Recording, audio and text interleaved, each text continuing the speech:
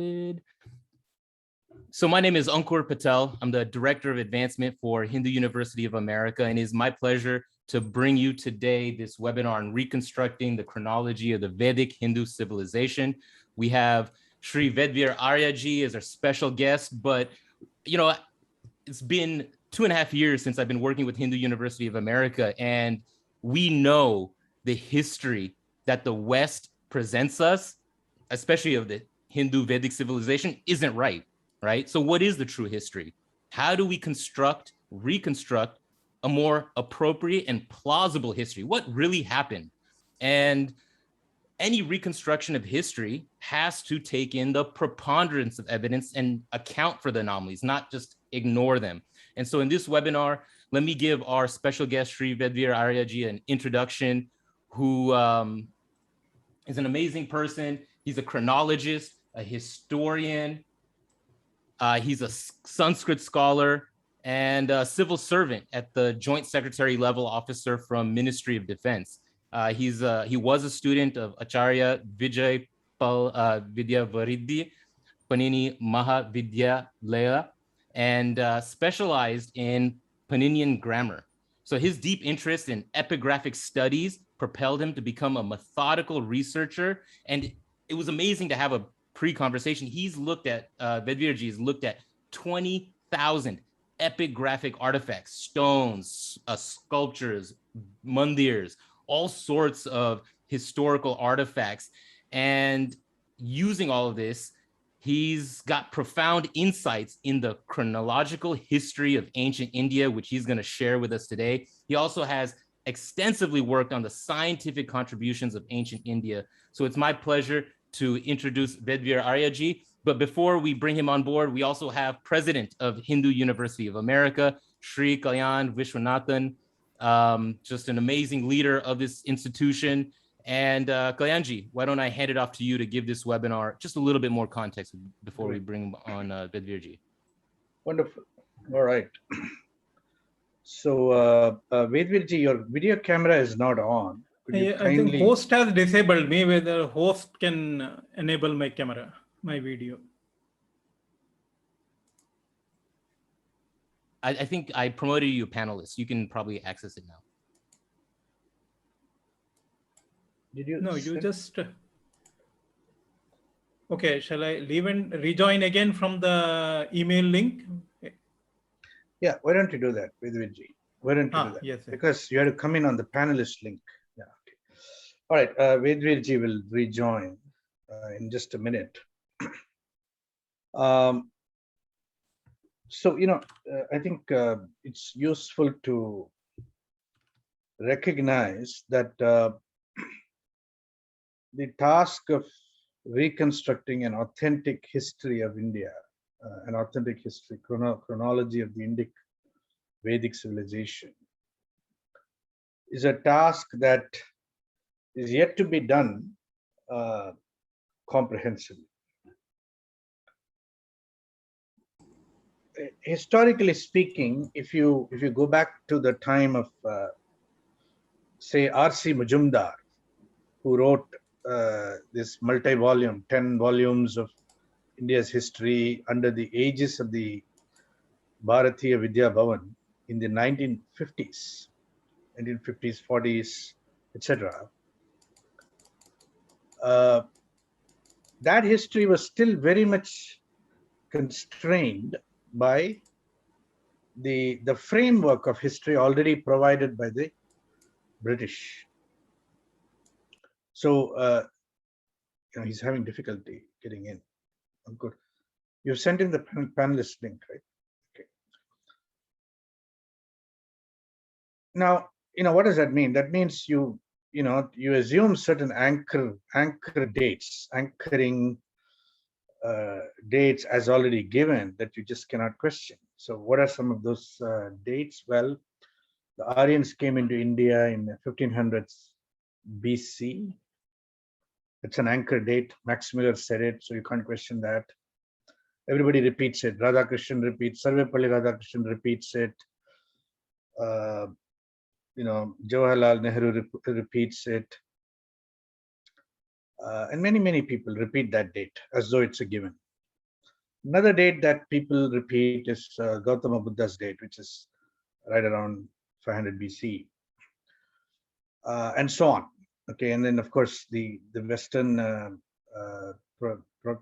predisposition is to question the Mahabharata date entirely and argue that it never happened, it's all made up, it's a mythology, etc., etc. All right, Vedveer, welcome. Yeah. Thank you. All right, good. All right, so I'm just providing a little bit of background, and we will get into your discussion shortly. Yes. Now, there are many people who are increasingly beginning to recognize that there are a lot of problems with this chronology. Yes. And many independent scholars in their own using their own methods in their own way are not only presenting an articulate challenge to the supposed chronology of India, okay, as articulated and established by the West, but also presenting hypotheses about a real chronology, a more acceptable chronology. So, the Vedveer Arya is one such person, okay, and he's got a unique perspective on the chronology of India, and we have to recognize his perspective as is a hypothesis, okay, but it has been developed using years and years and years of study, and that's the important thing we want to recognize today. In a study in a particular way, and that is with an extensive focus on the epigraphic record of India. So I'd like to maybe start the conversation today with not just welcoming Vedveer Arya ji, but Vedveer ji, let us start with the question: what is an epigraphic piece of evidence, and how does it help us in reconstructing a history of India? I mean, let's start at the basic level and see where we get. Okay, there you go. Yeah. Namaste to all, and Namaste Kalyan Viswanathan ji. And I thank Hindu University of America for inviting me on this webinar today. The basic question on the why epigraphic studies are very, very important for establishing the evidence for chronology. The chronology is the backbone of history. If the chronology is wrong, then your historical narrative is wrong. Last 200 years, we keep on fighting on historical narrative. We were not able to succeed. We could not succeed to establish the traditional chronology, what actually existed prior to the colonial era.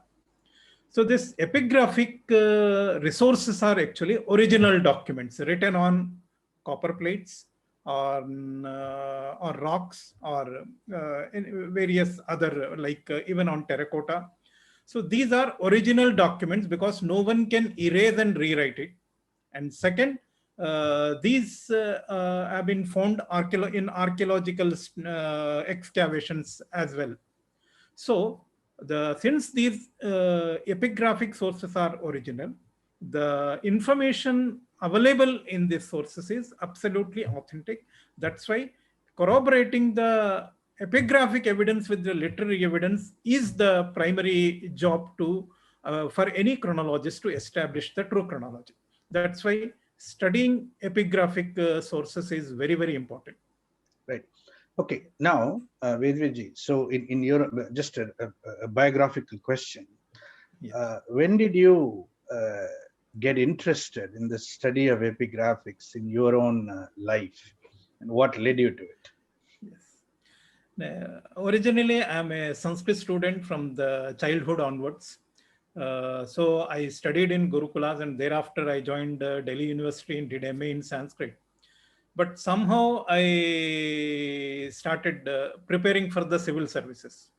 During that time, I took the subject history as an optional subject. So at that time, I just read all the books written on ancient history. Then I found there is a major disconnect between what actually written in Sanskrit text and what is being taught in the history textbooks. So that led me to actually, I thought it's what is being taught is totally a fiction. It's not a history. So that led me into how we are going to establish, because there are serious chronological errors.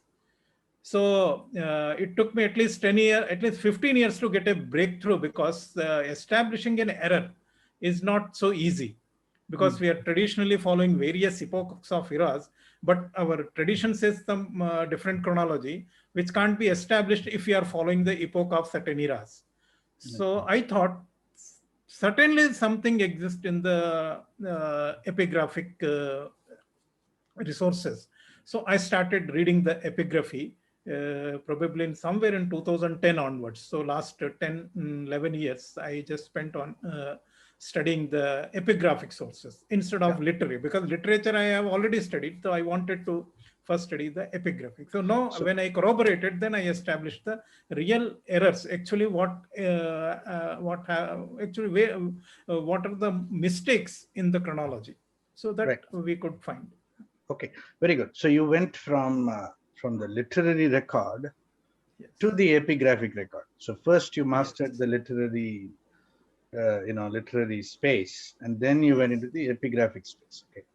Now, in your estimation, how many useful epigraphic artifacts are there in India in terms of a total collection? If you think of it in terms of a total collection, how many are there in your opinion?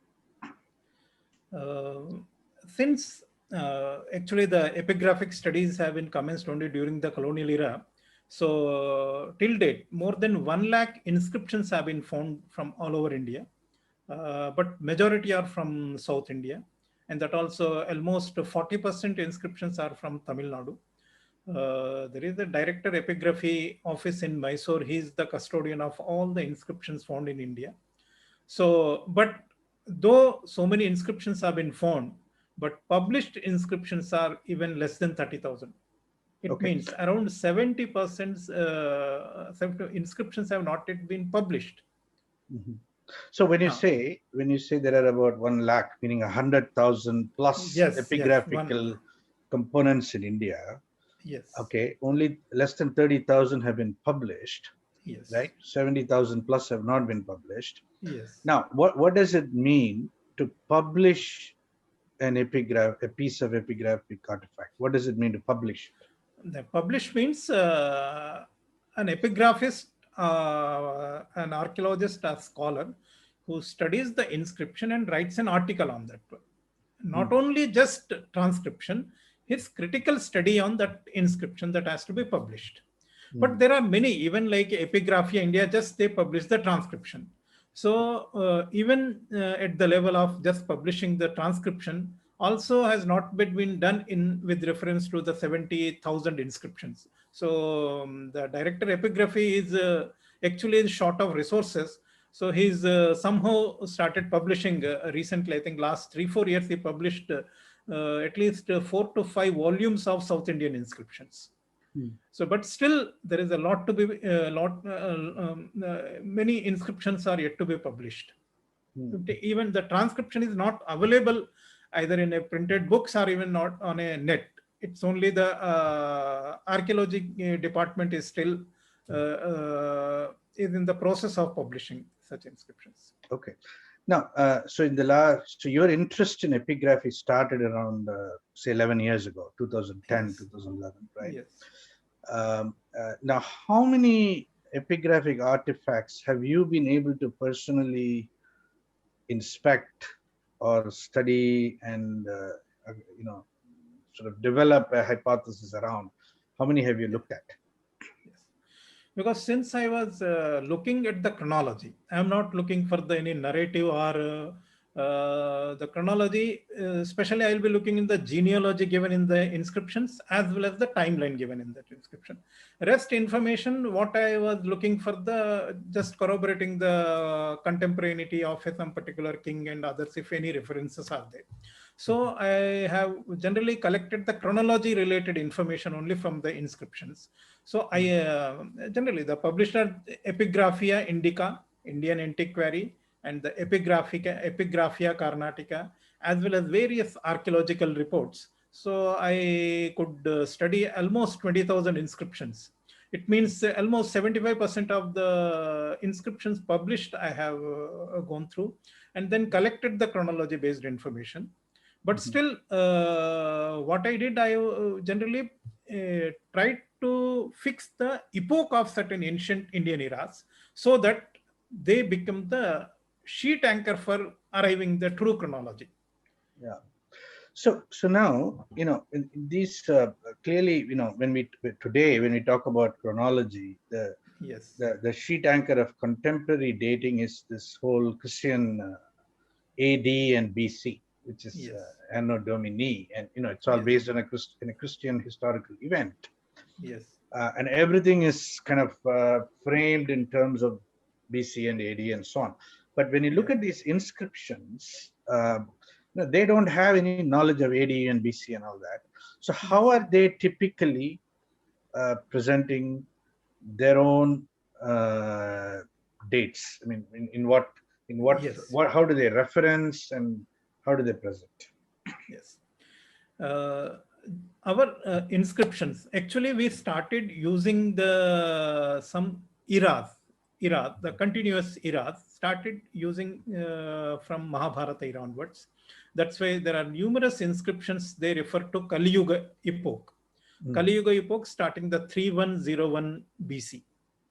So it is clearly written how many years have been elapsed in the inscriptions. Suppose an inscription saying that 4,500 years have been elapsed, as well as is giving the Shakai era, as well as sometimes is given the Vikrama Samvat, so we can corroborate the epochs of these three eras.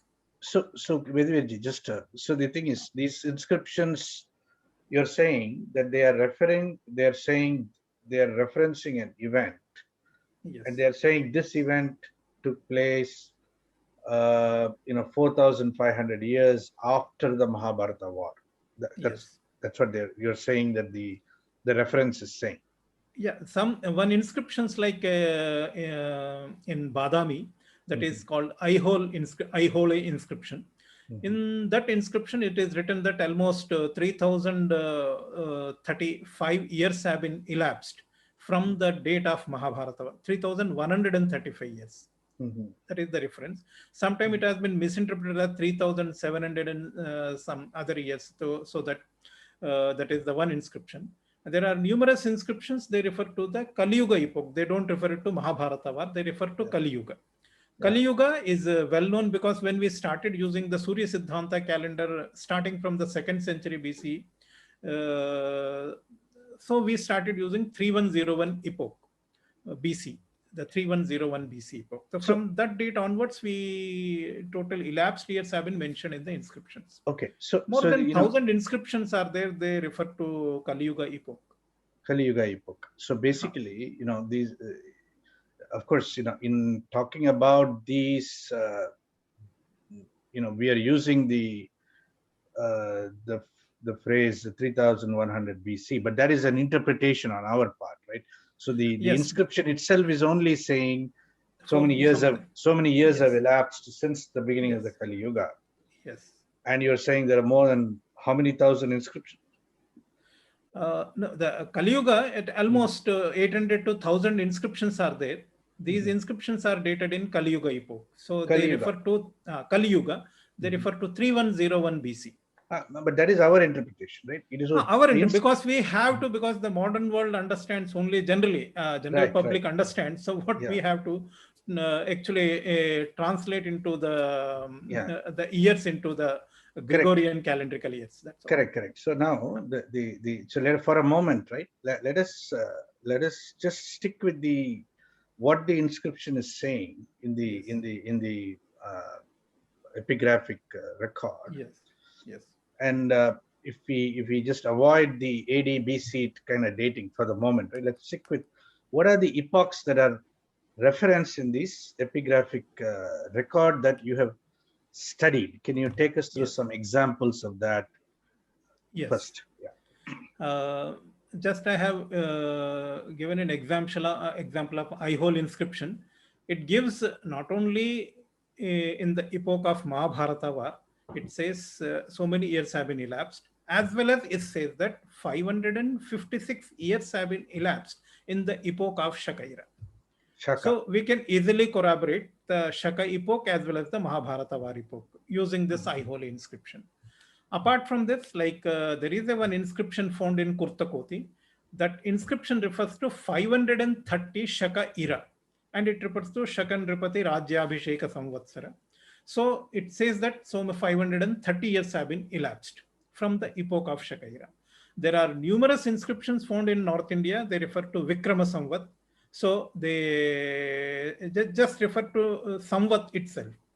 And as well as some inscriptions have been found in Chhattisgarh area, in Madhya Pradesh as well as, and these inscriptions refer to Kalachuri Chedi era. And as well as they give the Shaka era also, so we can easily link up the epochs of these two different eras. And during the Gupta period, the Guptas introduced the Gupta Samvat, means the era of Guptas. And this has been referred to not only the kings of Gupta dynasty, as well as the Vallabhi kings ruled in Gujarat. They issued the copper plates using the Gupta Samvat. So this is how we can corroborate the exact epochs of various eras. In South India, mostly Shaka Samvat has been mentioned, as well as some Chalukya Vikrama Samvat was also referred to. And Kali Yuga, South Indian inscriptions, numerous South Indian inscriptions refer to Kali Yuga epoch also. Yeah, yeah. Yes. So now you have some examples. You're going to show us some examples of inscriptions, epigraphic records. So please. So what actually, based on my studies, because till date we were only struggling with the modern historians to change the historical narrative, because our traditional narrative is totally different from what is being taught in the universities. So, but last 200 years, our fight was with the only narrative, so we could not succeed it. Actually, the problem lies in the chronology. The problem is today there is no history beyond 500 BC. This is the tragedy with the Indian actually Hindu civilization, which is the most ancient civilization on the earth since beginning of Holocene, or since the end of the Ice Age. But the problem is we lost the chronology somewhere. We could not explain the true chronology to the world. So that's why what is happening, they say that our historic timeline goes up to 500. Anything beyond 500 BC, the modern historians and the archaeologists and university teachers, they just defer it to prehistoric era, just beyond 500 BC. That is the tragedy with the Indian civilization, or Hindu civilization. We have hardly 2,500 years old. That's all. Or another 1,000 years. So they said beyond that, Indian civilization never existed. It's only some Indus Valley civilization, or they say that it may be an alien or some kind of a civilization lost. So I don't know how Indian civilization suddenly started evolving after 1500 BC. This is the so this particular 500 BC as an approximate sheet anchor for the beginning of so-called Western history. Yes. And then framing everything prior to that as prehistory. That categorization allows Western historians to kind of basically wave their hand and say that nothing is certain. We never know anything about prehistory. We cannot, and then they can speculate, of course, about this happened then and this happened there and so on. But it's not a clear historical record. So that's where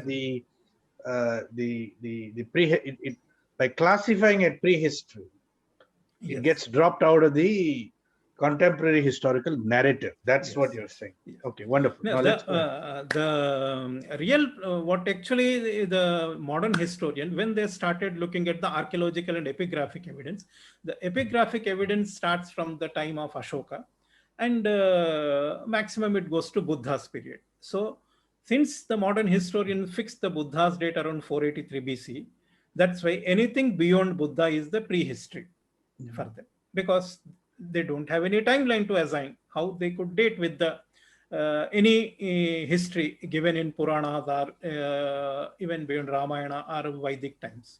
So, but first, what I'll do, I'll try to explain what was the chronological mistakes committed by the historians, even ancient historian as well as the modern historian, on how, because tradition chronology says that Buddha was born somewhere in the 19th century BC, not 583 BC.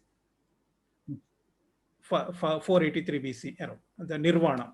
So how this chronological error of 1300 years, I'll just show you, I'll just start my presentation so that... Before we do the presentation, do we want to take those questions No, about, no, see where the audience is at? No, let's go. All right.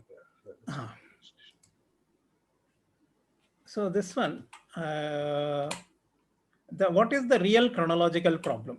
The traditional chronology says Mahabharata war took place somewhere 32nd century BC, and the Buddha was actually flourished in 19th century BC.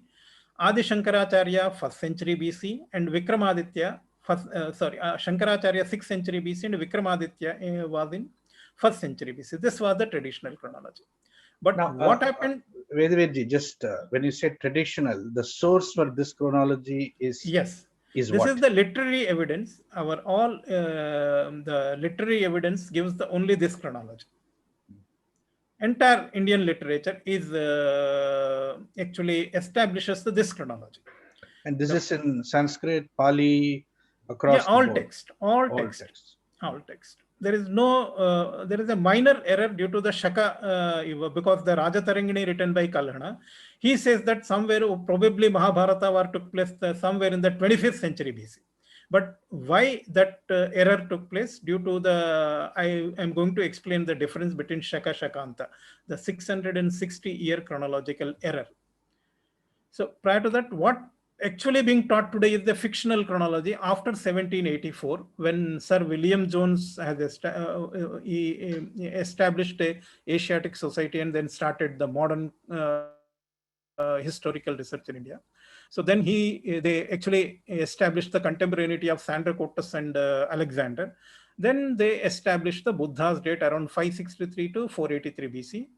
Then Adi Shankaracharya, certainly you have to brought forward him by 1300 years, because there was a gap of 1300 years between Buddha and Adi Shankara.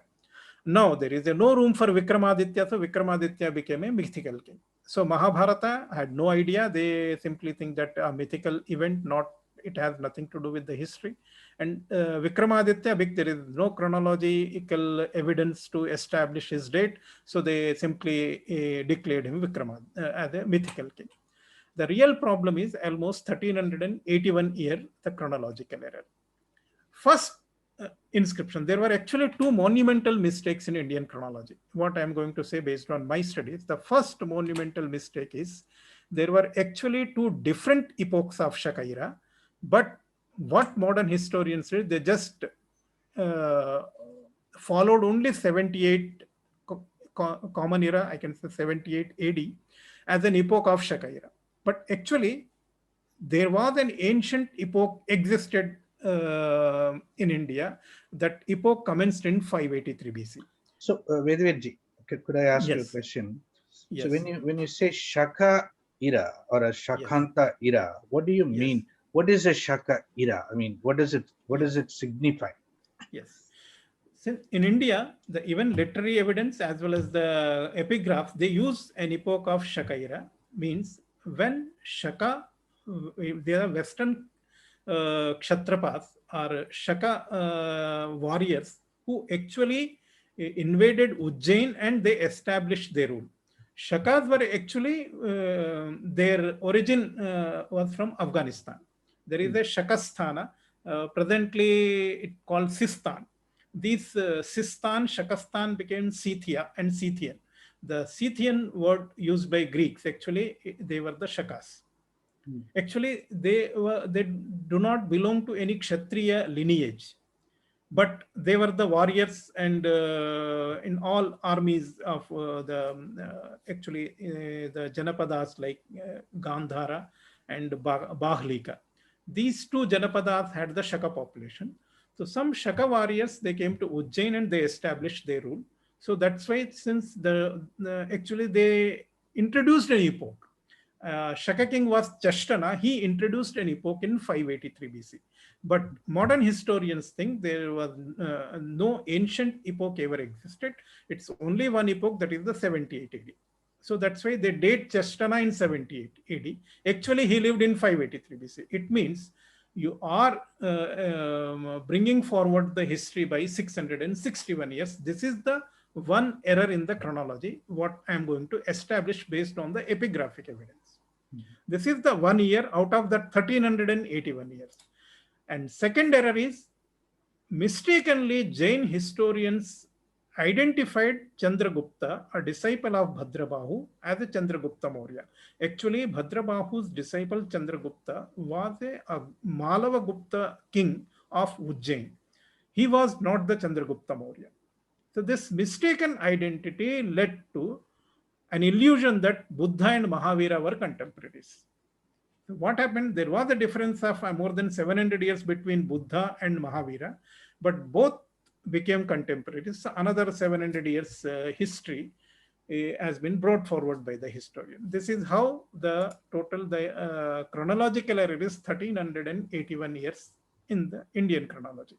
It means, what I am going to say, the Buddha Nirvana has to be dated in 1864 BC. It means Buddha was born 1944 BC because he lived 80 years. So the chronological error is very huge, 1381 years. So first problem we will take it. This is the first monumental mistake, how we are going to establish there were two different epochs, but mistakenly got merged into one epoch. How that has been happened? Let us first, there is one inscription in inscription of a Hoysala king found in Belur district in Karnataka, and it refers to Shakai year 2027. Okay, in case there was only one Shaka epoch that commenced in 78 AD, what you have to do, you have to add 78 years into 2027. Okay. So 2027, if you add 78 years, it would be 2105. It means this inscription is yet to be written in future 85 years. Okay. But the script, everything suggests. Actually, he is using the ancient Shaka epoch, the 583 BC. Then this inscription was written somewhere 1443 AD. Means 650 years before. This inscription was. And what the historians dispute that no, probably the scribe of the inscription, he made a mistake in writing 1 into 2. But if we distort it to 1017, then establishing the king Ballala is totally, it's impossible to establish that one. And it is impossible in Kannada numerals. If you see, 1 is written like this and 2 is written like this. There is no question of having any error in writing these two also.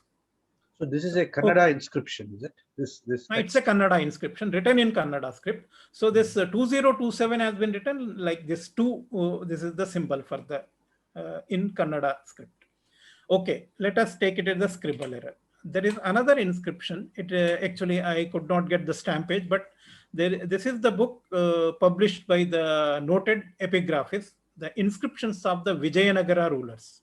Okay. This inscription is referring Shaka Varsha 1975.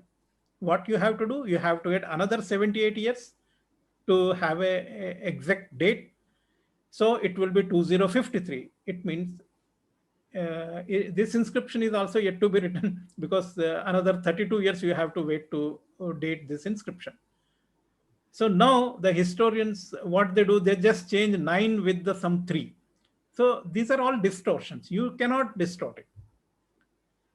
So, okay, there is another inscription I'll show you. This is the inscription found in same in Karnataka, and it is referring to 1919. If you add 78 years to this, then 1997. In 1997, Devagowda or somebody was ruling in Karnataka, not a Hoysala king existed ever in that at that time. How this inscription is referring to. There are 3, I can say, glaring mistakes in the chronology. What modern historians do, they do very childish methodology. They follow selective acceptance, selective rejection. Somehow they prepared a model of chronology. Whatever the data or information fits into their model is an evidence. Whatever is not whatever is not fitting into their model, that is, they say they reject it as a unreliable, or they call it forgery, whatever the way, they just demonize that particular data point. So it is actually very, very childish methodology. You are simply convenient data, you're accepting. Inconvenient data, you're simply brushing aside. So let's take a little sidebar here, Vedveer. Yes. So, you know, in any scientific endeavor, yes, if the data that is being observed does not fit your theory, then the theory has to be scrapped, and you have to come up with a new theory. But because historical process or historical reconstruction is not so rigorous as science, you can, you selectively accept the data that fits your theory and then reject the data that doesn't fit, thereby building up an enormous pile of anomalies that don't really fit the theory that you're proposing. And at the end of the day, the task of historical reconstruction has to account for the anomalies if it is going to meet the standards of any kind of credible discipline, right? Yes. Yeah. What you're saying is correct. Mm-hmm. And even our own reconstructions, whatever reconstructions we do, they have to account for anomalies too, because it is insufficient to follow the same process of picking whatever evidence we like and discarding the evidence that we don't, etc. So this is a challenge in the historical reconstruction. Back to you. If you see the commentary written, it says, however, quite obviously, the Shakai year could only be 1219, falling in the reign period of Ballala. What they are doing, 1919, they are changing into 1219. So, and actually the history students or history teachers are not aware of this data at all. The epigraphists, simply they are publishing and they are just keeping, but this is not coming into the textbooks, or the research scholars are not even reading these inscriptions at all. Yeah. So these actually I am bringing out for the first time in the area of academia, so that they should give some answer to this. And actually these should be part of your day-to-day curriculum, so that students do more research and why an inscription has been dated in a future. It means some ancient epoch certainly existed. So these are the 3 inscriptions. I'll just show you. There are numerous inscriptions have been rejected as a forgeries. Okay, I'll show you the certain forged inscriptions, what actually they dated. This is one inscription, that Pimpalner Grant. Okay, this Pimpalner is a place in Maharashtra. They found one copper plate of Chalukya king. So his name was Satyashraya. It is referring to Shaka 310. Now the problem is, all Chalukya inscriptions have been dated after 500 CE only. How an inscription can be so early? So what they did, they just rejected this as a forgery. Why? Because they say, no, it is written in Nagari script, not in the old Southern script. Because the later means the inscriptions dated in Shaka 500 or Shaka 600 of Chalukya kings, those inscriptions have been written in old Southern script. But this inscription is dating in 310, means even older than the early Chalukya inscriptions, but written in a later script. actually this Shaka 130, he is referring to 78 AD, he is not referring to the old Shakai. So this is the difference. It's not a forgery. So, and moreover, this refers to a solar eclipse, and the solar eclipse can be easily established because the reference given in the inscription, it perfectly corroborates with the date 18th August 388 AD. So why they have rejected it a forgery? Because they think that this is a very early Shaka and written in Nagari, so it's a forgery. But actually, this inscription is the earliest inscription which is referring to 78 AD. The other Chalukya inscriptions are actually referred to old Shaka epoch of 583 BC. Then we can easily explain the early inscriptions of Chalukyas written in old southern script, whereas this inscription dated in 310 but written in Nagari script can be explained perfectly. So there were two different epochs. So Vedveer, but looking at the literary evidence, Yes. what the original inscription itself says, is it possible to differentiate the two Shakas, the Shaka and the Shakanta, or Yes. the word is confusing to the point that the two get collapsed into a single Shaka? Yes. Can you speak about that? If you see the tradition, the Vikramaditya, because there are thousands of inscriptions are there dated in Vikrama Samvat, and Vikrama Samvat had an epoch in 57 BC. And there are numerous inscriptions written in, actually the inscriptions refer to Shaka epoch. And tradition says that Kalidasa, Varahamihira were in the court of Vikramaditya. And so they, even the text called Jyotirvedabharanam, this text was written by Kalidasa, and he is referring to an epoch called Shaka 445. Now the problem is how you are going to establish the date of Jyotirvedabharanam and his author Kalidasa. And he is giving the date of the author, the day he wrote the Jyotirvedabharanam, he is giving even the date. And he is referring to Kali epoch and saying that 3068. So that means 33 BC. A person living in 33 BC, and he was writing a book called Jyotirvedabharanam, and he is referring to Shaka 445. So now, there are, how you are going to establish? So Jyotirvedabharanam is a text. It has both a reference to Kali era as well as the Shaka era. Shaka era. Now 3068 in 1st century BC, but he is referring to Shaka 445. Certainly, 500 years before the Kalidasa's time, a Shaka era epoch existed, certainly. Right. So this is the literary evidence, and now I can easily corroborate with the epigraphic evidence also.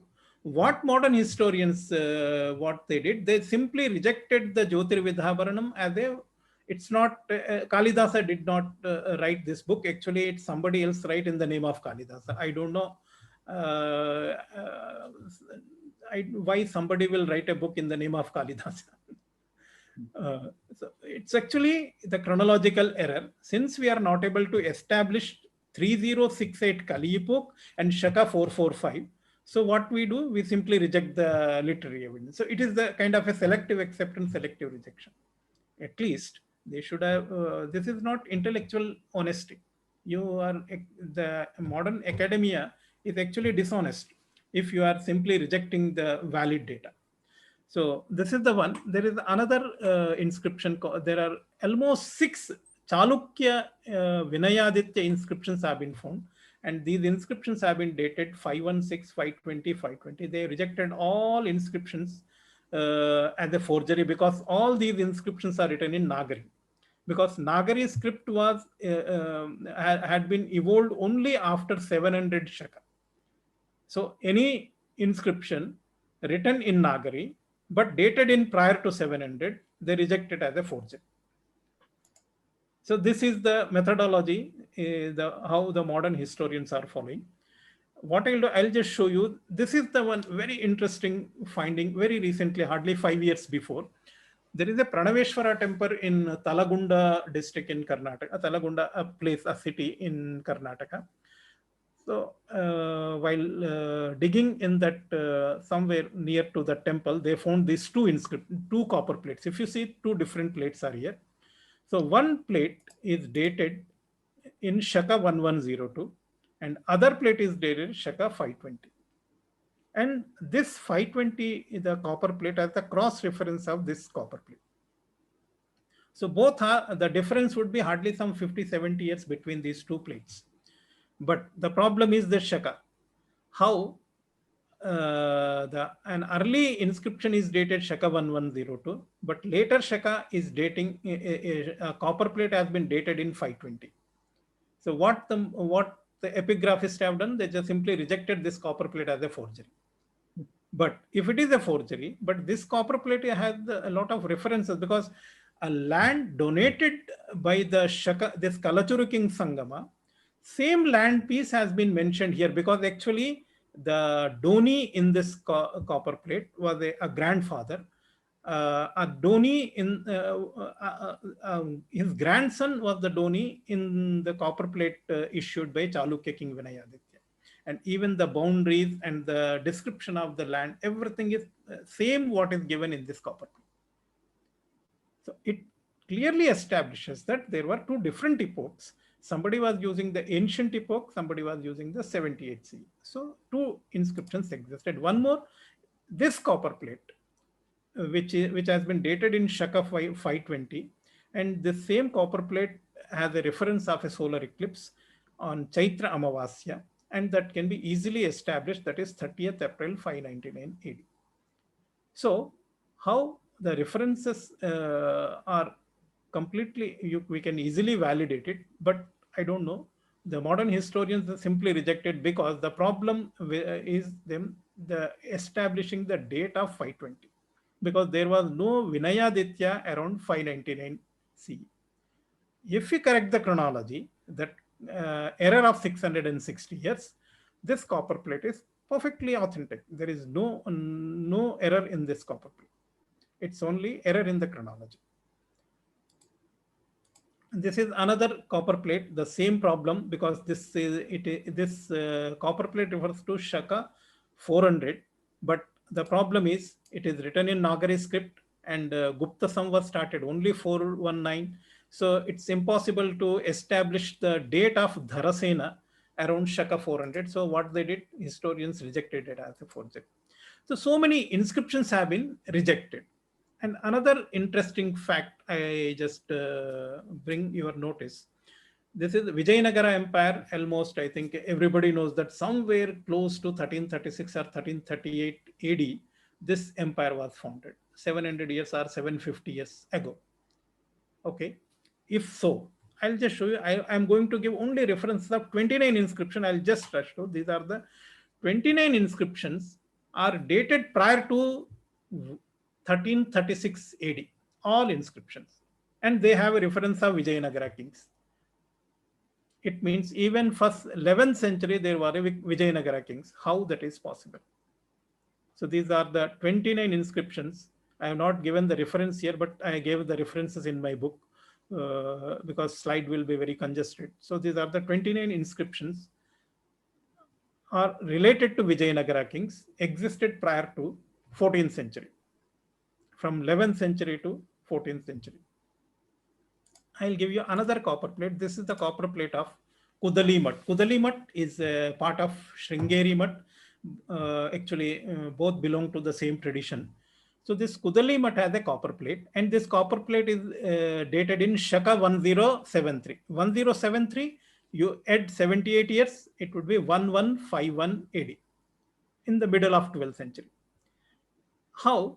This inscription is referring to Vidyaranya, even Vijayanagara, Vidyanagara. It has a reference of other Shankara Vijayam, and it refers to a Kadamba king Purandararaya. The major problem is Vidyaranya and Vijayanagara, because Vidyaranya, Harihara, they were the contemporaries. And this inscription is actually in invocation, it is actually remembering the Vidyaranya as a historic personality. It means Vidyaranya, Vijayanagara existed much prior to 12th century. It means that 1200 the 660 years in the Shaka epoch is the culprit behind this chronological error. If we correct it, every inscription is authentic. Like I have shown 29 inscriptions have a date prior to 14th century. And these inscriptions refer to Vijayanagara. So these 29 inscriptions that you just pointed out, they're all Yes. referring this Shakanta era of 78 AD. Is that correct? No, actually what happened, since in South India, Shaka in over a period, Shaka became synonymous to an epoch, a calendrical epoch. So they started referring to both ancient as well as the later Shaka. Both they started referring to Shaka Varsha, sometimes Shaka Kalatita. So the what we need to do, we have to segregate all inscriptions into two categories: the inscriptions that refer to ancient epoch and the inscriptions those refer to later epoch. Then we can come out very good chronological information. So what I did first, I am bringing out the inconsistencies in the present model of chronology, what is being taught in universities.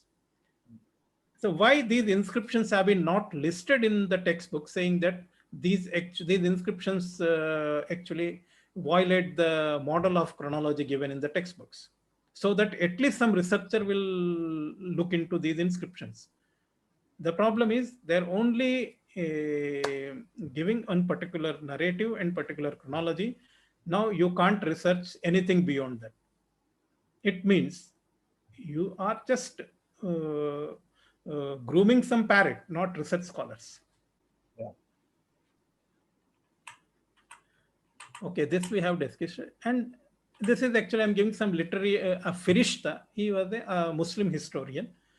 He says that there is what he quotes according to Siraj ut-Tawarik.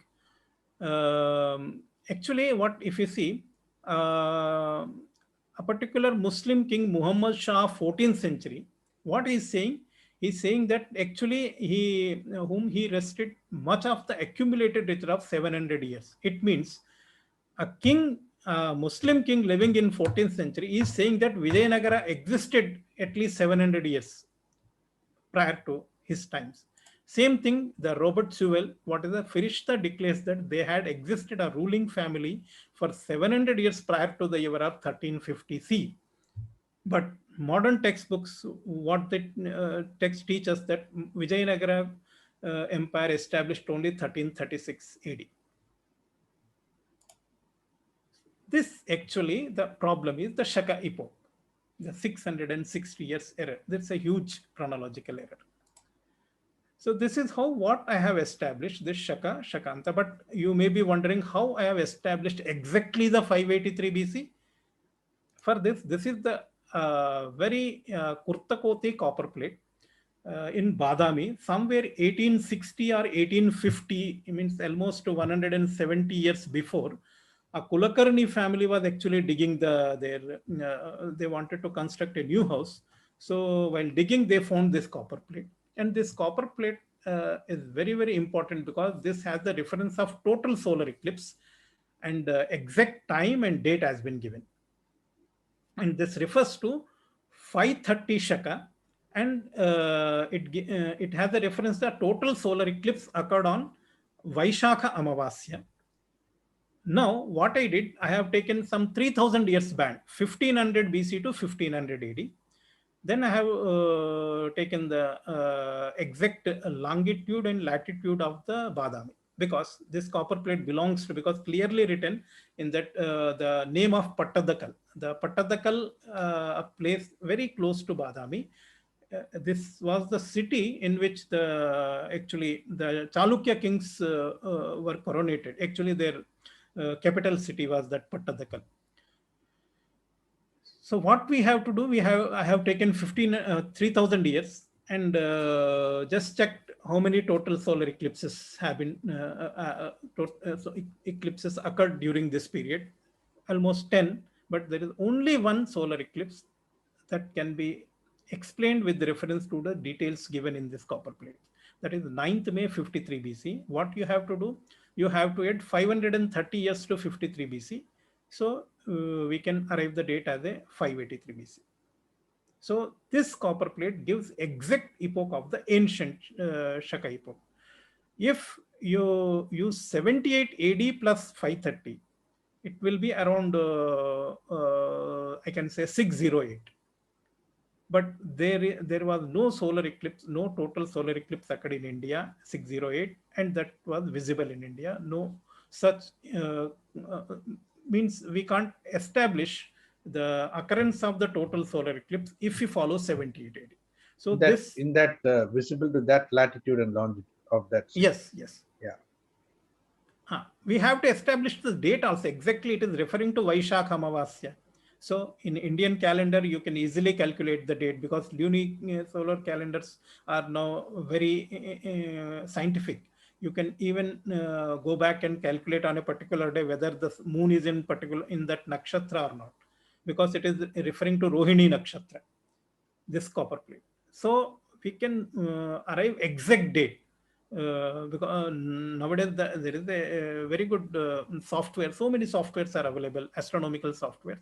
We can even go back to 2000 or 5000 years and then see what kind of the star's position and planet's position also. So this is the one copper plate. And actually, what was 78 AD? Actually, this epoch was introduced by Indian astronomers. They wanted a perfect epoch for the calendrical calculation. Why? Because we started using that ayanansha, means the correction to precession of equinoxes was introduced in Indian calendar only in the 1st century BC and 1st century AD. So they wanted a perfect epoch. Since we were following the Jovian cycle, what we wanted an epoch where Sun, Moon, and Jupiter, all three must be in a perfect conjunction on the first day of the calendar. The first day is Chaitra Shukla Pratipada. So that's why 1st April 78 AD has been very purposely selected by the astronomers. This epoch was not introduced by any Shaka. It has nothing to do with the Shaka. Since by the time we started referring to any epoch Shaka, so we also refer to this epoch as a Shaka. Why I use Shakanta? Because Bhaskaracharya uses this word Shakanta. Bhaskaracharya, a famous mathematician and astronomer, he wrote a book Siddhanta Shiromani. In that one, he gives an epoch Shakanta, and as well as he refers to his birth date in a Shaka Samaya. So he is using both ancient Shaka as well as later Shaka. From there, I picked up the word of Shakanta. Shakanripas Syante Kaler Vatsara. This is the statement in his book. So this is the difference between the ancient epoch was actually a regnal year of the Shaka king introduced by Shaka rulers, where the 78 AD is an epoch introduced by Indian astronomers for an accurate calculations. So this is the difference between these two epochs. Now what I did for the sampling, I selected almost 84 solar eclipses. It's not, you may say that you have only selected one solar eclipse. What I did, there are many, maybe 300 solar eclipse references are there in our Shaka related inscriptions. But I purposely selected some 84 because I have actually segregated some inscriptions in the ancient Shaka and some and the other inscriptions related to later Shaka. So this 84 epigraphic, when I use the epoch of 583 BC, my accuracy goes to 89%, means I can explain out of 84, 75 perfectly.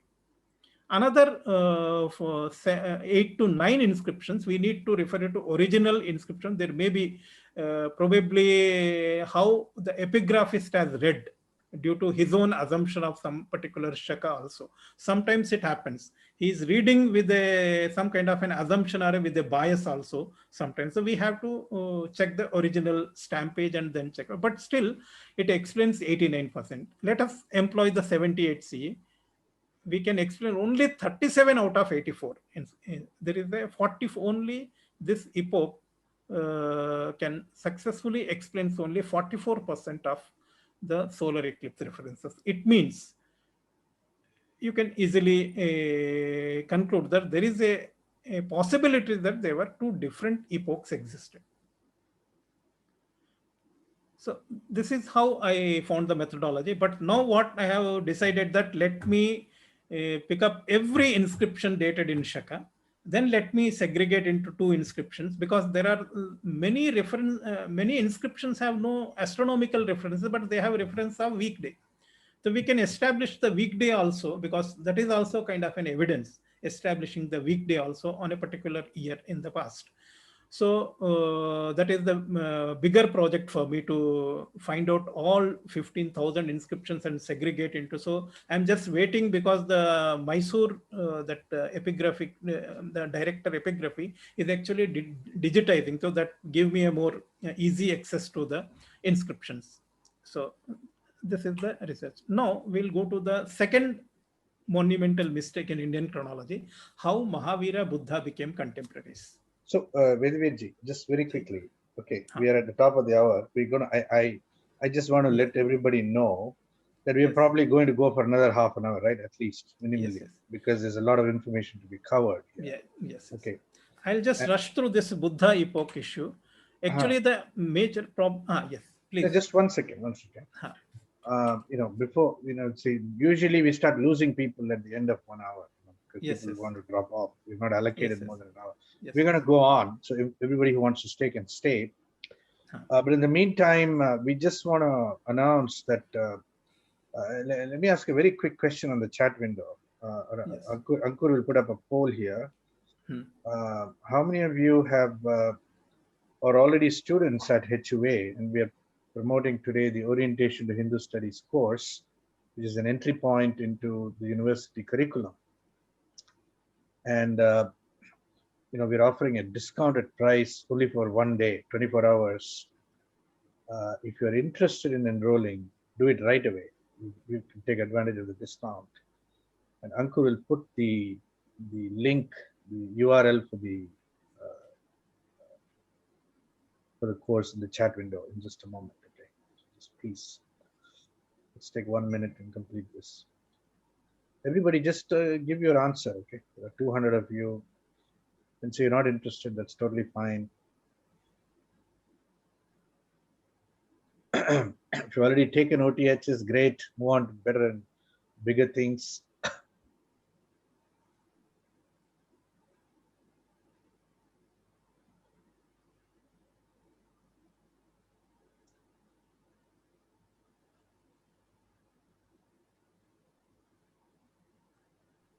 I will say one more thing. Okay, see, Vedveer Arya ji is doing pioneering research, meaning cutting edge.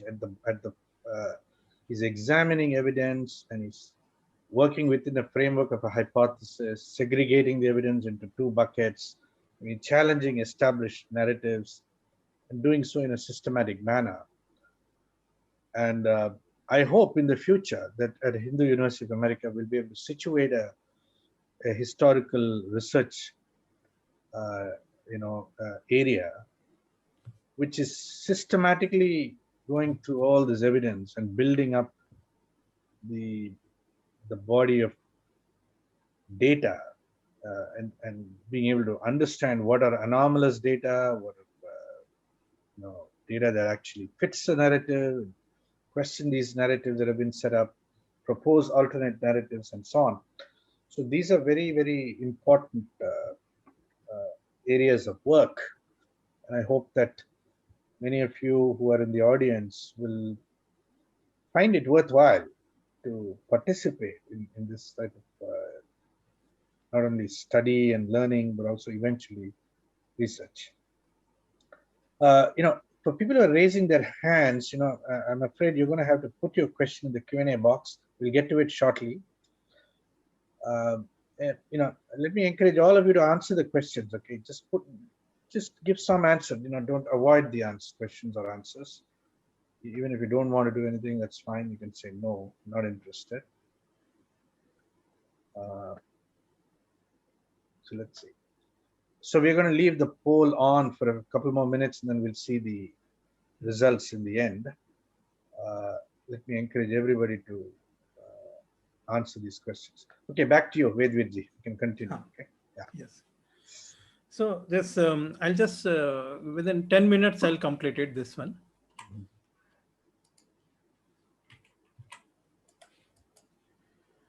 This is the contemporaneity of Buddha and Mahavira. There is no internal evidence, or not even any literary or any epigraphic evidence. It's only just a mistaken identity of Chandragupta. There was a disciple of a Bhadrabahu. He was the king of Ujjain. But what the Hemachandra and later Jain historians, they mistakenly identified, because at that time Mudra Rakshasam was very famous, and only Chandragupta Maurya was a famous king of India, known to the general public at that time. So the Hemachandra mistakenly identified Chandragupta as a Chandragupta Maurya. This mistake or this error led to establishment of the contemporaneity of both Buddha and Mahavira.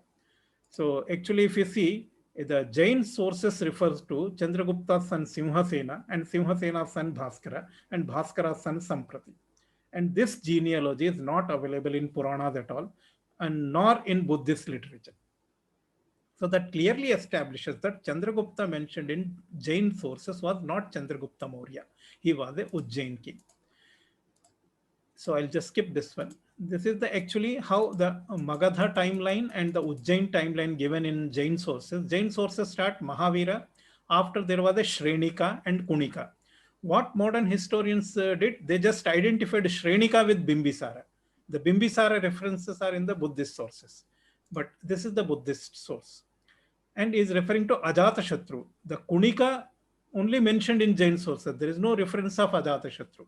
What they did, they just mistakenly identified them like Kunika with Ajatashatru. Then suddenly Udayabhadra is Udayi, but thereafter suddenly Nandas in Magadha, in timeline given in Jain sources. Whereas in Buddhist sources, after Udayi, Aniruddha, Nagadasaka, Shishunaga, Kalashoka, thereafter 10 sons of Kalashoka, thereafter Nandas and Mauryas. So the modern historians actually what they try to reconcile the chronology given in Puranas, Jain sources and Buddhist sources into one timeline. They miserably failed, and then finally blamed Indians, that Indians have no sense of chronology and they don't have any sense of writing history. So they started rewriting the Indian history. But actually Puranas are referring to the different timeline. The Buddhist sources are referring to the timeline starting from Buddha Nirvana, where the Jain sources refer to the timeline starting from Mahavira Nirvana. Since Buddha and Mahavira became contemporaries, now there are so many chronological problems while reconciling the Puranas, Buddhist sources and Jain sources. This is the major problem. This problem can be solved if you correct those two monumental mistakes. One is the Shaka Shakanta. Second, the Chandragupta Maurya was not contemporary of Bhadrabahu. Now, I'll give you one interesting evidence, which is nothing to do with the Indian source. It is a Persian historian, like Persian historian Al-Biruni. If you read it, this para, he's clearly mentioning that in former times, I'll just skip it, he's saying, before Zarathustra, the Buddhism spread up to Syria. Okay. It means the Buddha flourished before Zoroaster. This passage clearly says that Buddhism spread up to Syria, but when Zarathustra established Maghism, then the Buddhism the Buddhists were banished from these countries and had to immigrate to the countries east of Bal, that is Bactria, Afghanistan. Okay. But what modern textbooks of history teach us, Zoroaster actually lived before Buddha. If Zoroaster lived before Buddha, how Buddhism spread up to Syria even before Zarathustra? It means a Buddha has to be dated at least few hundred years before Zoroaster. This is a serious mistake in the chronological error. There is an Abu Rehan, generally identify people. Abu Rehan is also identify him as Al-Biruni only. But in his book, Kitab al-Athar al-Baqya, in this book, there is a chapter on pseudo-prophets. But he starts from Buddha. A Bodhisattva is talking about Buddha Saf, then Zoroaster, then Jesus. Because he thinks that the Muhammad is the only a prophet. Prior to him, all are pseudo-prophets. So he's listing the Buddha prior to Zoroaster. It means all Persian sources are clearly indicating that Buddha lived at least few hundred years before Zoroaster, but modern textbooks teach us a fictional chronology that Buddha was born after the death of Zoroaster. This is the serious chronological error in the world chronology, dating Buddha. Then I have selected almost 19 in Burmese and Sri Lankan inscriptions. These inscriptions refer to have a two eras have been mentioned in these inscriptions. One is Buddha religion era and Shaka era. The difference is, if you see, 1182 years. What modern historians do, they think that the Shaka era was not a Shaka era, it's a Burmese era. So they establish an epoch 638 and then go back 1182 and establish the Buddha Nirvana date around 544 BC. But I'll show you the inscription. It's actually a translation. I could not get the Pali text, but clearly reference of Shakaraj. Shakaraj 737 and the year of Buddha religion 1919. So the 737 is the Shaka era. So you have to refer it to 583 BC or 78 AD. You can't refer it to some 638 AD to arriving the Buddha's date. Because the difference between Buddha Dharma era and the Shaka era was 1182 years. This is the difference. So actually, this is the problem in the modern chronology. What they do, they establish a fictitious epoch in 638 AD, then go back to 1182, 544, then say that this is actually an error. So they actually remove another 60 years and establish 61 years, then establish a data 483 BC. Actually, it's a forgery. They wanted a tailor-made era, tailor-made year of Buddha Nirvana. Why they needed? Because they have no other option to establish the Sandra Cortes and Alexander's contemporaneity. But that has nothing to do with Indian chronology, because there is no reference of Alexander at all in India. So the chronology of Mauryas need not to be dependent on the dating of Alexander at all. But the modern historians unnecessarily dated Chandragupta Maurya around 323 BC, considering the death of Alexander. Then they wanted some 150, 160 years before Chandragupta only, because Ashoka was coronated in 218th year after Buddha Nirvana or Buddha Dharma era, as mentioned in Mahavansha and Deepavansha of Sri Lanka.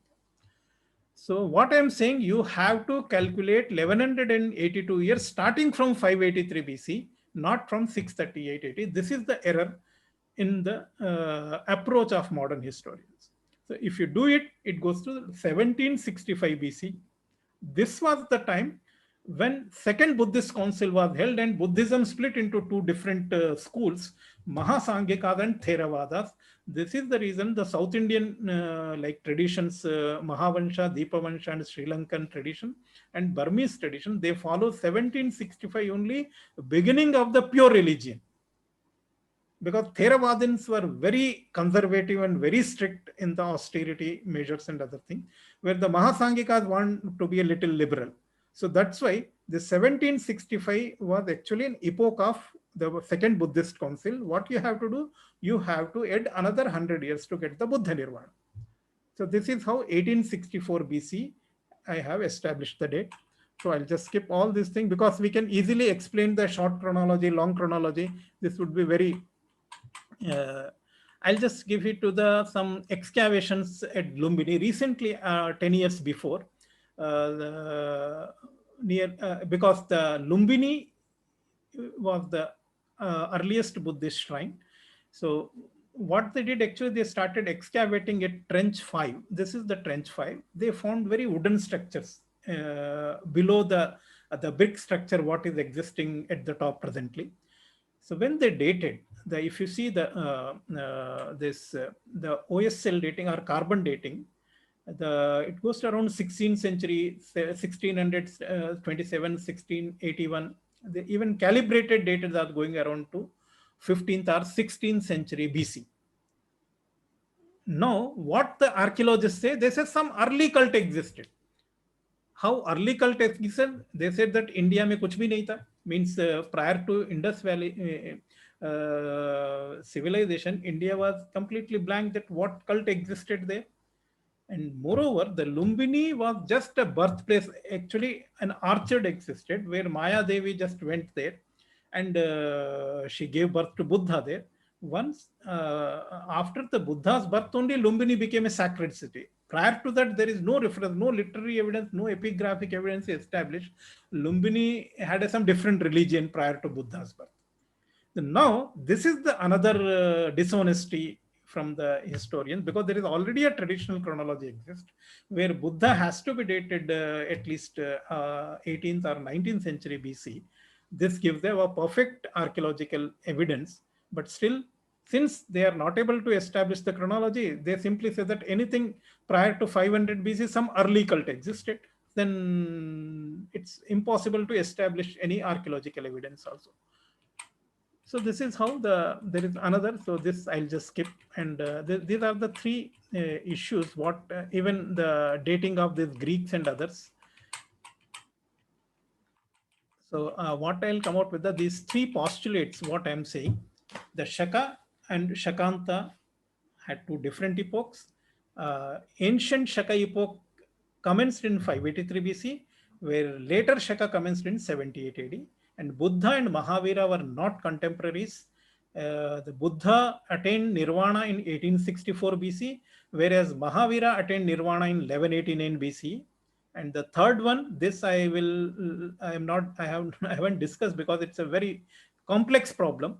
There is an error of similar 660 years error in the world chronology, because we are all following first AD as the sheet anchor of entire world chronology, but there is no independently verifiable evidence to establish first AD as a historic epoch.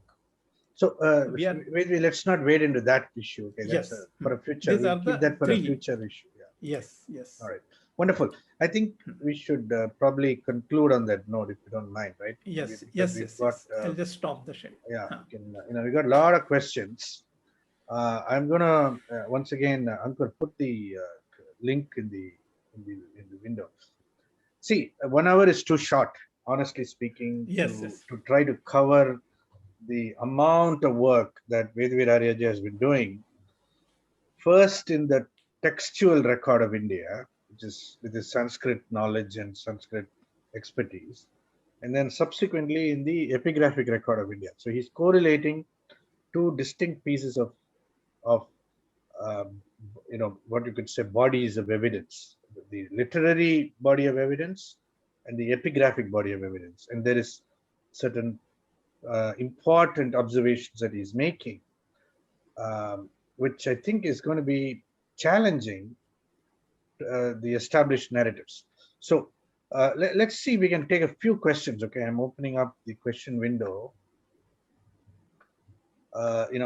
I know all of you want to get all these important questions answered, but this is,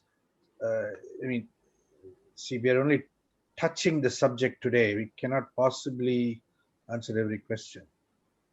Yeah. So here is a question. Can carbon dating, how important is carbon dating to your methodology? And have you found carbon dating to be corroborating your hypothesis, or do you see discrepancies between methods of carbon dating and the hypothesis that you are generating? Because you're not really looking at carbon dating as systematically at the moment, right? Please. The carbon dating is a scientific methodology where you will be studying the C14 with a particular methodology. You arrive the carbon years. But what modern historians say that carbon years can't be translated into calendar years. Why they think so? Because what happens when you study a scientific methodology, you take a known information, then you corroborate with the unknown information, then come out of a model. What is here happening? The known information itself is an error, then your results would also be erroneous. So this exactly has happened with the methodology of carbon dating, because carbon dating was invented around 1950, means a 70 years old methodology. So in this 70 years, what we have found that, like in Egyptians, we found that the carbon datings are going at least 500 years backwards than the established chronology. Then the modern historians, they evolved some calibration methodology. What you are doing is simply bringing forward the same carbon years. So this calibration is what? It's actually a bias to the established chronology. So carbon dating can't solve the chronological problems actually, because any dating has a plus minus 200 years. Even your calibration, you are some way covering 300, so there is a clear error of 500 years. So I am talking about maximum year of 660 years only. So the carbon dating without calibration, what I'm saying, the pure carbon years, we have to first study. But carbon dating can be validated once we establish the true chronology. But carbon dating can't do that one. We have to establish the dating based on the epigraphic and literary evidence. Once chronology is corrected, then only you can validate the carbon dating methodology. So presently carbon dating methodology use many calibration like intcal 13, intcal 14. There are in 2013 these models have been even they actually refined, but still these calibration methodologies they have a bias towards the established chronology. Right. Okay. Got it. Very good. So let's take a couple more questions. So one question: why are the epigraphic resources more extensively located in South India, and why not in the north of India? So do you have a conjecture? Because north was mostly disturbed in the South India first, and second, some traditions in South India, the issuing the inscription actually after the Chalukyas, or even before also, even Buddhist period onwards, a tradition of writing inscriptions has commenced only from Ashoka and during that time onwards. But North India, especially at temples, I don't know whether what kind of ancient temples existed and those temples have been destroyed.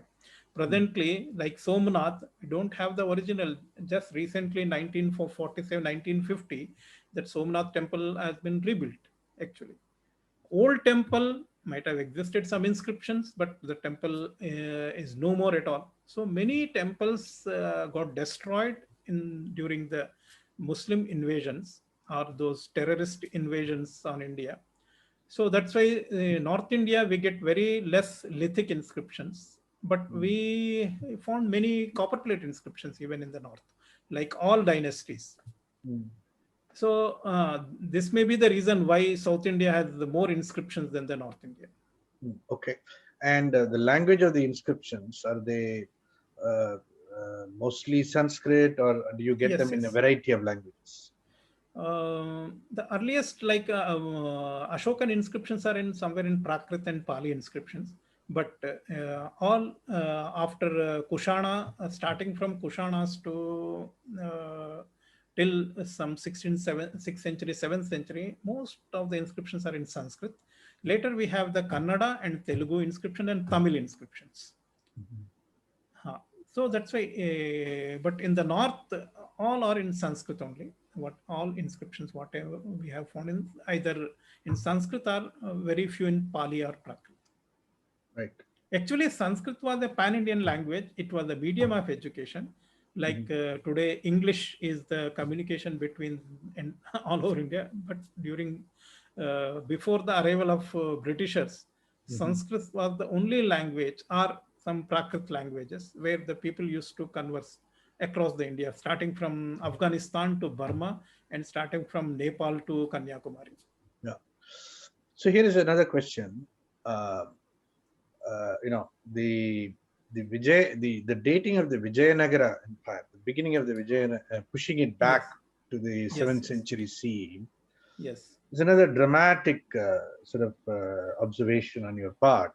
Yes. And so Prasad Gurajala is asking, how does that square with the Bahmani Muslim kings who fought with the Vijayanagara and so on? Do you have a sense of how to reconcile those histories? Yeah. So I just I have not discussed that, because that is the related to the epoch of Christian era. because the epoch of Hijra is fully dependent on the epoch of first AD, the Christian era. So it needs the reconciling the world chronology is the most important before arriving the dating of the medieval era. Okay. So what I am going to say that the Jesus dating has to be corrected is birth. But what modern historians do, they just assume the first AD as the Jesus birth. They arrive the chronology after first AD or before first AD. But this methodology, what I found is totally incorrect. We have to arrive the Western chronology without referring to first AD up to Augustus. Thereafter, you have to fix the date of Jesus. But now we are following a different methodology. Means the West had a blind belief in the first AD as a historic epoch. So we need to first establish the timeline of Jesus and Muhammad to arrive this Muslim chronology. So it's a complex problem. This I have explained in my book, and even I think if you can read the origin of the Christian era in the first chapter, I discuss the almost 100 dates given in Akbarnama. So once you go through, then you can contact me. My email and others are available. That's a very complex problem, what I'm saying, because it needs the reconciling the entire world chronology. Right. So here's a question, another question. Is it reasonable to say epigraphy is the only reliable tool? I mean, that's not true, Naveen Chandra is asking. There are obviously astronomical, geological, textual, literary, geophysical, all these other different types of approaching the subject of history. Today, there are multidisciplinary tools. Yes. Now, they all have to line up and tell a common, an aligned story in order for a historical narrative to stand the test of evidence, basically. Yes. But there is a monumental work, and it needs to be continued. No, actually, for one sentence here, we need an absolute dating of history, because in the history you need absolute chronology. You can get absolute chronology only the dates given in inscriptions or literary evidence. Other scientific methods are only corroborative because they can't give you an absolute dating of a one particular dynasty or the regnal years of a particular king. So this is the reason for writing a history where we have a continuous history. You have no other option to refer to epigraphy and the literature to arrive the absolute chronology of the historic timeline. Yes, other scientific evidences can also, but finally they fall in line with the chronology established if it is based on the epigraphy and the literature. Yeah. Very good. So, Vedveer, one more question. In the in the contemporary landscape of historians in India, okay, I know the vast number of them simply adhere to and stick to the Western timelines, and they don't depart from it because it's too problematic, and they just keep repeating the Western sheet anchor dates as unquestionable or uncontestable. Now, but do you find, are there any historians in India who are willing to engage with you, or any institutions in India that are willing to engage with you and examine your theories and your propositions and the evidence you are marshalling for your arguments? Actually, there is the Indian knowledge systems cell has been introduced in Ministry of Education, the HRD ministry. We have I have tied up with the Indian knowledge systems. This comes under Ministry of Education. So we are going to introduce certain research works as well as the a particular department on the chronology, if possible, starting from certain IIT institutions like IIT Kharagpur or IIT Mumbai. So because this Indian knowledge system, it is actually presently, it is located in the office of AICTE, which controls all technical education.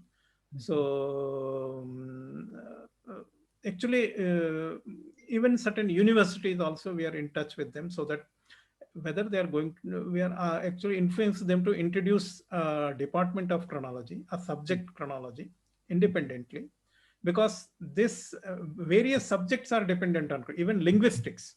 It's not just history, even linguistics also has to be, the entire subject has to be rewritten, or actually we have to do a lot of research to establish the linguistic studies based on the new chronology. Yeah. All right, wonderful. So I think we've taken a full 90 minutes. Yes. I know we didn't get to all the questions in the Q&A box, but certainly, for all the audience who've stuck around, this is a very deep subject. I mean, you can't get 100% clarity in a 1-hour conversation, especially to try to condense 25 years of work into 1 hour's discussions. This is nearly impossible. That's why we encourage people to get involved in this kind of examination of evidence and research and so on. And the very good and the best starting point is to get into the orientation to Hindu Studies course. So we're going to make the discounted price available for 24 hours. So please, those of you who are thinking about it, just get in. Ankur will put the link in the chat window one more time. I want to thank everybody for participating. Vedveer Arya, thank you for staying up for this webinar. We'll meet again. Thanks, sir. Yeah, we'll meet again sometime. Okay, and and this is an ongoing conversation. Yes. So we will meet again and pursue some of these topics in the future. Namaskar, everybody. Thank you so much. We'll see you. Bye bye. Thank you. Thanks for inviting me, sir. Namaste. Namaste. Thank you all. Thank you, Uncle. Thank you, Vedveer.